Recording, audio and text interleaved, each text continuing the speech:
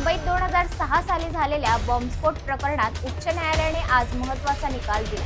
मुंबईतील लोकल ट्रेनमध्ये झालेल्या या साखळी बॉम्बस्फोटात 209 जणांचा मृत्यू झाला होता, तर 800हून अधिक जण जखमी झाले होते। मात्र उच्च न्यायालयाने या प्रकरणातील सर्व 11 आरोपींना निर्दोष सोडल्याने तपास यंत्रणेंना मोठा झटका बसला आहे। नमस्कार, मी तन्वी सुनील आणि आपण पाहत आहात प्रबुद्ध भारत। तब्बल 19 वर्षांनी न्यायालयात सत्य समोर आलं। मुंबई उच्च न्यायालयाने आज 21 जुलै 2025 रोजी या प्रकरणातील 11 आरोपींची निर्दोष सुटका केली। एक काळ होता जेव्हा त्यांनी फाशीची आणि जन्मठेपेची शिक्षा सुनावण्यात आली होती। आता मात्र ते न्यायालयात निर्दोष ठरले गेले। तपास यंत्रणांनी दाखवलेले पुरावे टिकले नाहीत। न्यायालयाने स्पष्ट केलं की आरोपींना शिक्षा द्यावी असे ठोस पुरावे सापडले नाहीत। साक्षीदारांच्या साक्षी विश्वासार्ह नव्हत्या।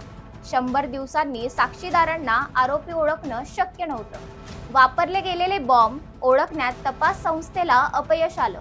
बंदुका, नकाशे आणि इतर साहित्य जुळणं शक्य झालं नाही। पोलिसांनी जबरदस्तीने जबाब लिहून घेतले। 2015 मध्ये विशेष सत्र न्यायालयाने दोषी ठरवत शिक्षा सुनावली होती, पण आरोपी म्हणत होते आमच्यावर अन्याय झाला।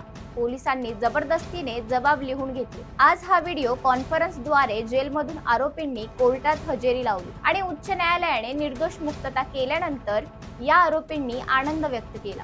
या निकालामुळे तपास यंत्रणांच्या कार्यक्षमतेवर प्रश्नचिन्ह उभं राहिले। या प्रकरणातले खरे गुन्हेगार अद्याप कुठे आहे?